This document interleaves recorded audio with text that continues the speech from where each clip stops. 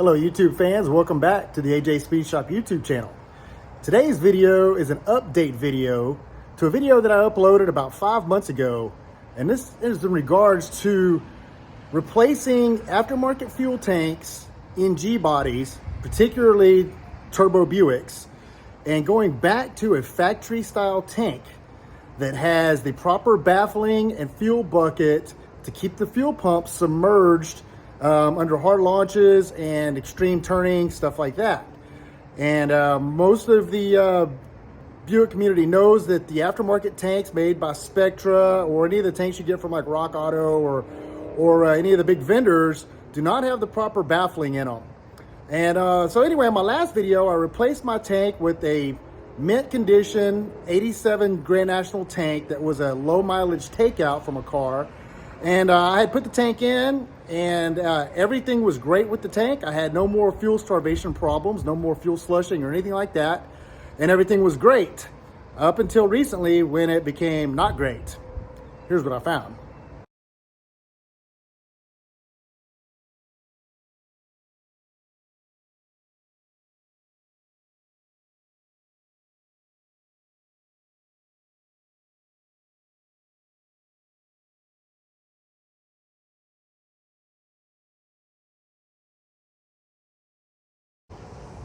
So as you can tell from these steel shots, my tank had developed a leak under one of the mounting straps.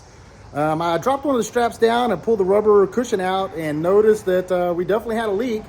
Couldn't tell exactly where it was coming from, so I started cleaning the paint off the tank. And the further I dug, the worse it got. And once I got all the paint stripped down, I managed to find a good amount of Bondo and JB Weld and a variety of things that someone had clearly used to patch some holes in this tank and then smoothed it out and then painted over it and then sold it to me as a mint condition tank. So let me show you the evidence of all this. So here you can see where I stripped the paint down and dug out all the Bondo and JB Weld. And you can clearly see where the strap rides on the tank, and that's where the rust had began. So apparently there's been water that got trapped under the strap and in between the strap and the cushion, and it rotted this thing out over time. Apparently it was pretty bad because I got two pretty good holes right here, and that thing was completely filled up. This whole bottom section was smooth, so this whole thing was filled up with JB Weld, Bondo, a variety of things. I went ahead and checked the other side too, and it had a little bit of evidence of some etching, but nothing bad. Nothing real major over here. It's basically just a little bit of surface rust under the strap, where the strap was, but they had painted over that as well. But this tank's definitely savable. I've been cleaning and purging the tank out, and what I'm going to do is I'm going to cut this section out.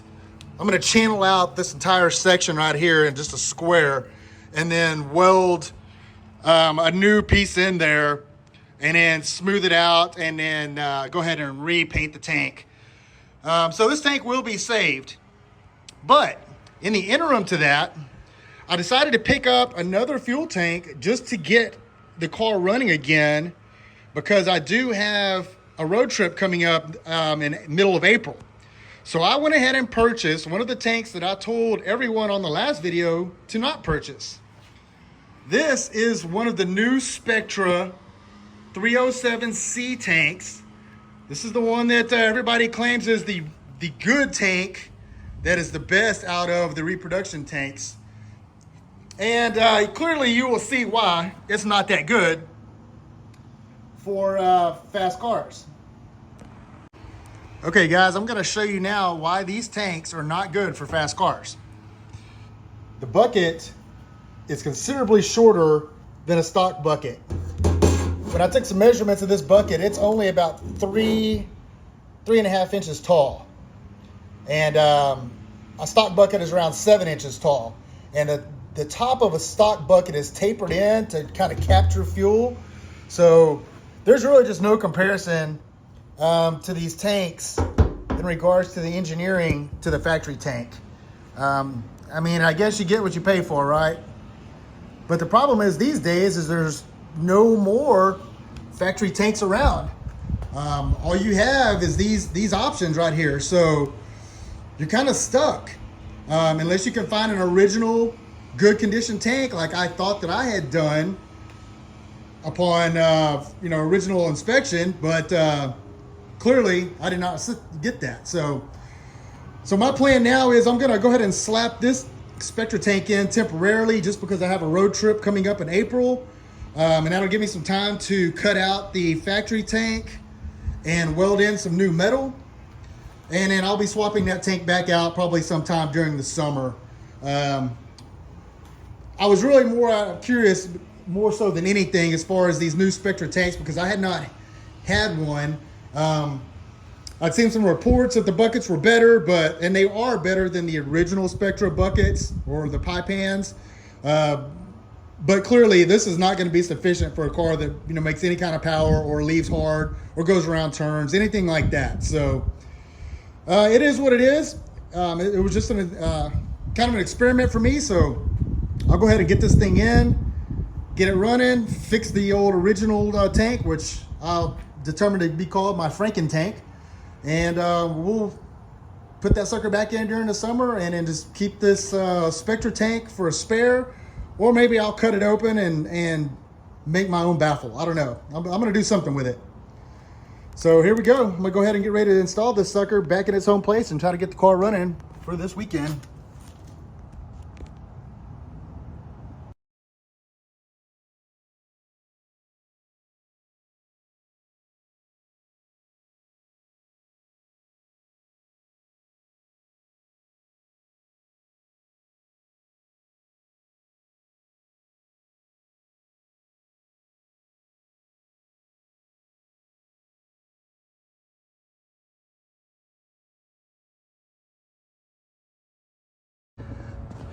Okay guys, got the new tank in. Had to clearance it in a few spots because it did not fit as well as the factory tank as usual, but it is in. So now I'm going to cycle my fuel pumps and check and make sure we don't have any leaks. Now I filmed this last time when I did the tank install, but I wanted to show it again in this video for people that may have missed the first video. If you are using an ECU GN and running on the Tuner Studio software and have a DDEFI dash, or if you just have your laptop plugged in, you can cycle your fuel pumps and check for leaks and check for proper pump operation. So I'm already in the test mode here. I'm gonna start the first pump. Notice my fuel pressure reading went up to 49 pounds. I'm gonna shut it back off. Drop down to about 37. So I'm gonna kick it back on again. And now I'm gonna operate the second pump, which is controlled by the ECU, but I'm gonna manually force it on. You'll see an indicator on my dash for fuel pump 2. You'll see it come on whenever I turn this pump on. And you'll see the fuel pressure come up a little bit. See, it jumped up to 52 pounds. Drop back to 49, we're still on one pump. Second pump back on, sounds good. Fuel pressure jumped up to 52 pounds. And it's basically returning all it can. That's why the pressure is not staying at 49. It just can't force enough back through the return line when the engine's not running. So there we go. Need to go check the fuel rail for leaks. Hopefully we don't have anything.